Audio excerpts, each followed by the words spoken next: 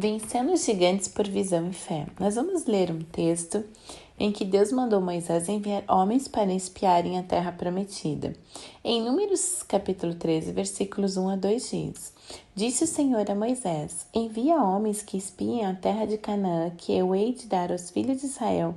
De cada tribo de seus pais enviareis um homem, sendo cada qual príncipe entre eles. Deus levantou 12 homens, cabeças dos filhos de Israel, 12 príncipes representados pelas 12 tribos, para espiar a terra de Canaã, voltar e contar ao povo tudo o que eles viram na terra. Moisés, quando passa o recado de Deus aos espias, já passou falando um pouco a mais do que Deus pediu para eles fazerem. Nos versículos 17 a 20 vemos isso. Enviou-os, pois, Moisés espiar a terra de Canaã, e disse-lhes: Subi ao Neguebe e penetrai nas montanhas.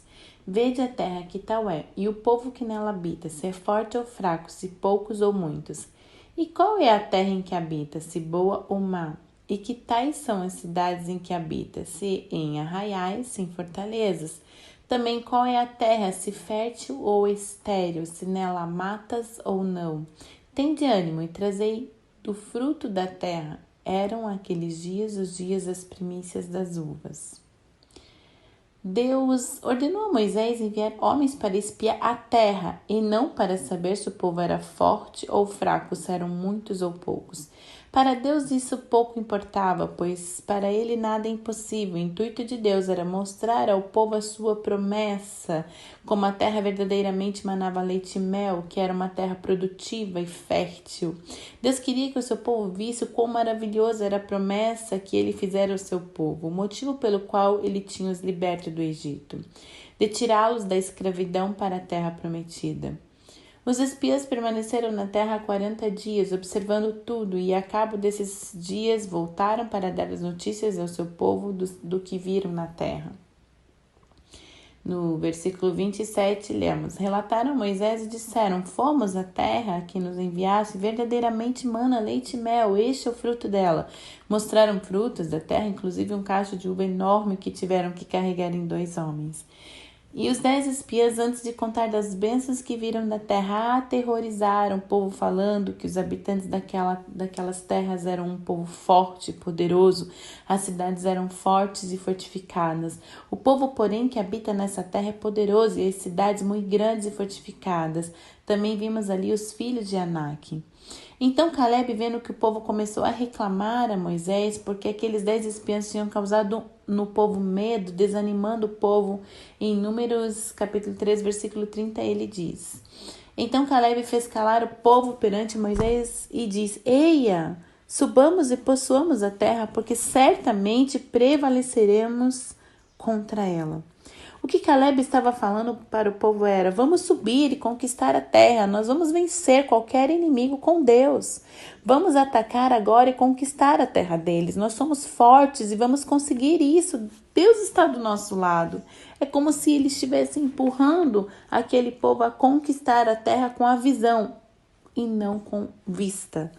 Aqueles espiãs sem visão e somente o que eles viram com vista, sem nenhuma visão espiritual e sem fé, continuaram falando que não conseguiriam ir contra aquele povo, por aquele povo ser um povo forte, mais forte do que eles, e continuaram infamando os hebreus, dizendo que a terra devorava os seus moradores e todo o povo tinha grande estatura. Lá também eles tinham visto gigantes.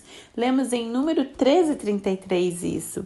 Também vimos ali gigantes, os filhos de Anak são descendentes de gigantes, e éramos aos nossos próprios olhos como gafanhotos, e assim também o éramos aos seus olhos. Os espiãs hebreus estavam tão sem fé e com medo que, além de falar que o que viram com seus próprios olhos, aos seus próprios olhos, viram que eram gafanhotos. Os espiãs hebreus estavam tão sem fé e com medo que, além de falar que aos seus próprios olhos viram que eram como gafanhotos, já imaginaram o que o inimigo pensava deles.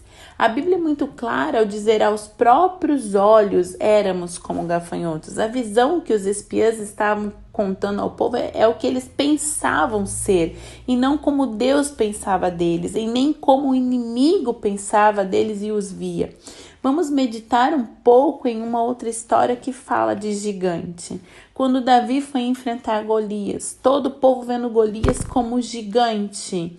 Em 1 Samuel, capítulo 17, 24 e 25 diz: todos os israelitas, vendo aquele homem, fugiam de diante dele e temiam grandemente e diziam uns aos outros: vistes aquele homem que subiu? Pois subiu para afrontar a Israel.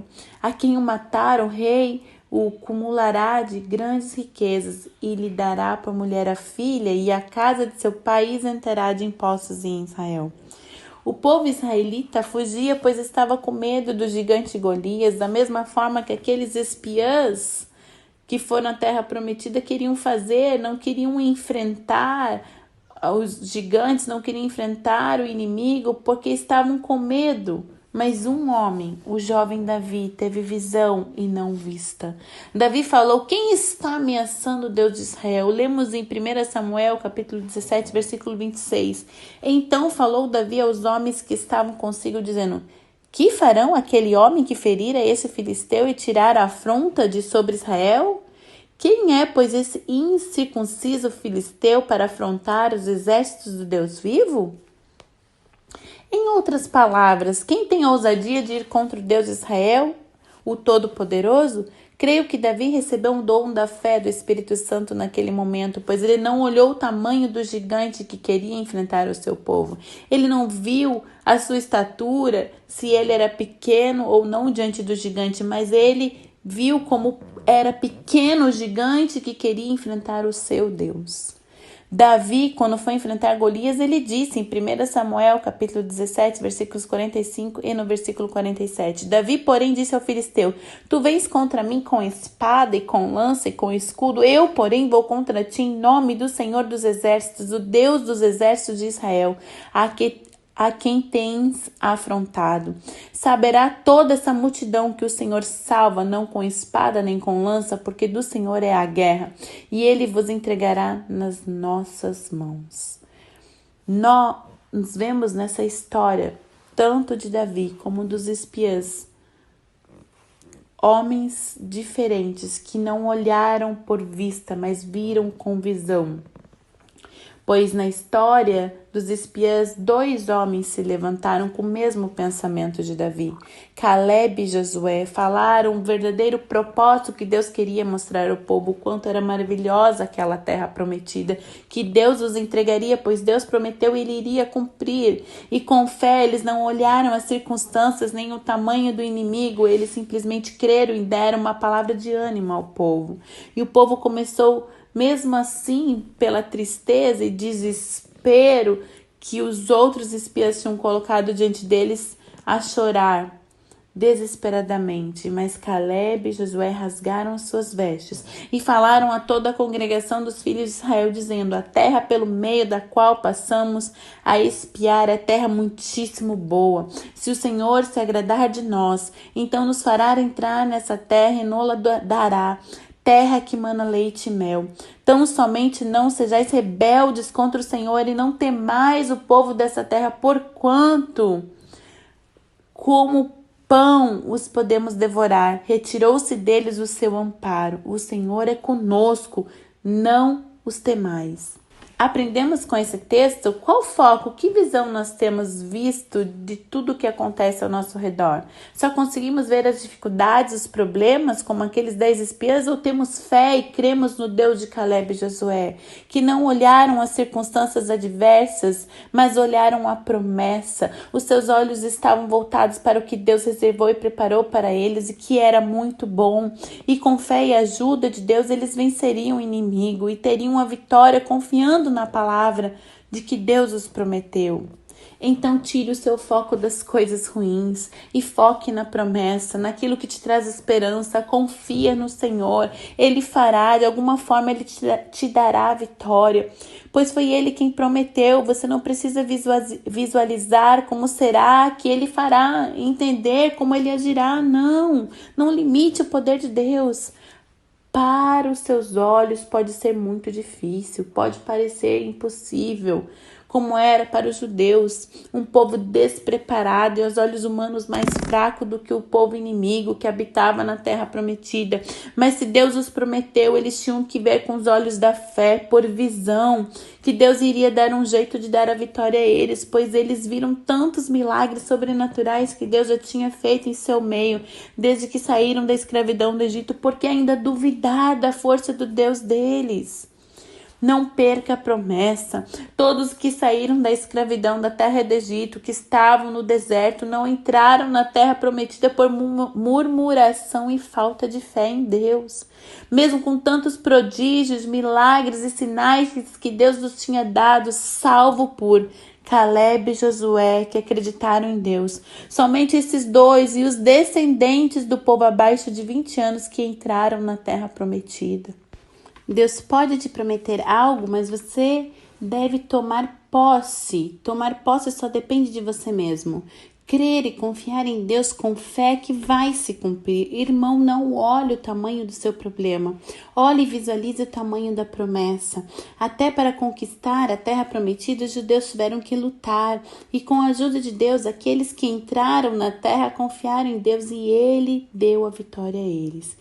E eles desfrutaram dessa vitória, só aqueles que creram. Davi teve fé em Deus. Davi, quando viu o problema, o gigante que queria afrontar Israel, ele não olhou para o tamanho do gigante. Ele já viu qual seria a recompensa de matar o gigante. Vamos reler 1 Samuel, capítulo 17, versículos 25 a 26, que diz: E diziam uns aos outros: Vistes aquele homem que subiu, pois subiu para afrontar a Israel, a quem o matar o rei o cumulará de grandes riquezas, e lhe dará por mulher a filha, e a casa de seu pai isentará de impostos em Israel. Então falou Davi aos homens que estavam consigo, dizendo: Que farão aquele homem que ferir a este filisteu e tirar a afronta de sobre Israel? Quem é, pois, esse incircunciso filisteu para afrontar os exércitos do Deus vivo? Davi fez a pergunta certa. Davi perguntou aos soldados que estavam ao seu lado: Que receberá o homem que matar esse filisteu e salvará a honra de Israel? Davi ouviu as recompensas: acumulará riquezas, vai casar com a filha do rei, e seu pai não precisará mais pagar impostos?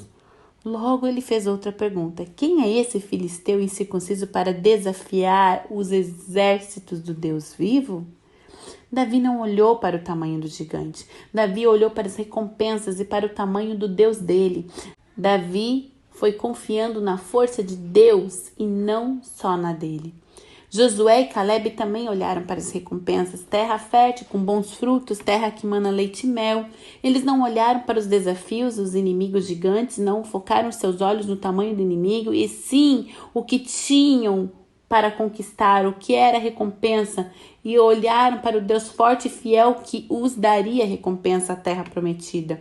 Aprendemos com essas histórias. Deus sempre vai permitir passarmos por lutas, até por gigantes. Mas depois dos gigantes tem grandes recompensas. Se a sua luta tem sido grande, está difícil, não olhe para o tamanho da sua luta. Olhe para o Deus que é maior do que qualquer luta, do que qualquer gigante. O mesmo Deus de Caleb, Josué e Davi é o nosso Deus. A Bíblia não fala que não vamos ter lutas, a Bíblia nos comprova que teremos lutas, porque precisamos lutar para vencer. Não existe vitória sem guerra. Então não olhe pela vista, mas olhe com os olhos de Deus, olhe com visão, com os olhos da fé. Olhe o tamanho do seu Deus. Deus é com aqueles que creem nele. Tenha fé e coragem para conquistar e vencer. E Deus não deve nada a ninguém. Da forma que a pessoa é fiel a ele, o honra e o exalta. Exalta o nome de Deus. Deus honra e exalta o nome de seus filhos, os pagando com boas recompensas. Deus tem promessas e bênçãos para todos nós, mas só vamos viver o que Deus tem preparado para nós, se lutarmos, crendo em Deus, tendo fé. Se Deus prometeu, ele é fiel para cumprir. Deus sabe o que faz e é responsável em resolver qualquer situação a nosso favor para nos dar a vitória. Em Filipenses, capítulo 2, versículo 13, está escrito: Porque Deus é quem efetua em vós tanto querer como realizar, segundo a sua boa vontade. A graça que Deus opera em nós produz tanto desejo quanto o poder para cumprir a sua vontade. Deus nos dá o desejo de fazer algo e nos capacita pela sua graça a realizar. Então creia, confie e não murmure. Nós podemos ser até fracos para algumas coisas que nos encontramos, mas o nosso Deus é forte e poderoso para vencer qualquer situação. Visualize com fé o que Deus tem para você e pela graça de Deus viverás as promessas e vitórias de Deus. Deus pode te curar sim, mesmo que seja impossível. Deus pode te dar o seu milagre, o seu sobrenatural, tudo que Deus te prometeu, pois nada é demasiadamente difícil para o nosso Deus. Lembre, Deus pode restaurar qualquer situação. Deus pode restituir. Lembre, Deus é especialista em milagres e maravilhas e Ele fará em sua vida também se você crer e permitir acontecer. Não pare, não desista, prevaleça e já agradeça pela sua vitória com fé. O nome de Deus foi exaltado e todos os povos souberam quem era o Deus de Caleb e Josué, e na história de Davi também. Os inimigos souberam quem era o Deus de Israel, o Deus de Davi, o poderoso Senhor Deus. Josué e Caleb desfrutaram da terra prometida como líderes, e Davi se tornou rei de Israel depois de um tempo. O que te espera depois dos gigantes? Não desista, pois a sua vitória será grande, e todos verão quão grande é o seu Deus.